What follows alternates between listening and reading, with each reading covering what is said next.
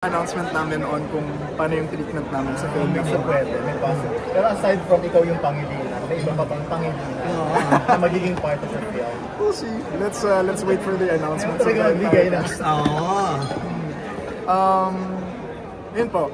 Kumbaga just wait for yung mga announcements namin on format of yung kind of form na gagamitin namin sa film. It's very exciting. It's gonna be very experimental, almost. But it's something we definitely believe in. It's something we're so excited. Yung nakatrabaho ng Pangilinan, at speaking terms pa rin kayo. I just wish him well. You know, ayun, thank you po. Any other questions? And then again, iba kasi nag-announce yung gusto doon. May Dennis Trillo, may mga different bands. May Rochelle Pangilinan. So, sa'yo award-winning actor and actress, veteran. Hindi ko pa po kasi na-consult yung buong team kung announce na namin. So, basta ang masasabi ko po, sobrang proud kami sa cast natin. As in, we are so excited.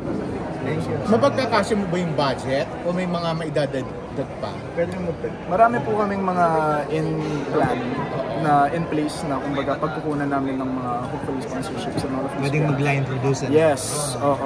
So ayun po. Fingers crossed for all of us.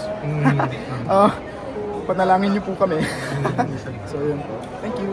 So, kaya tanong animation ba ito? Part live animation or what? Ano ba talaga?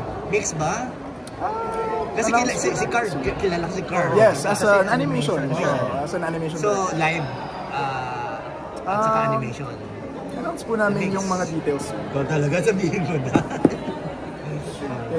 Alright, thank you so much. Thank you.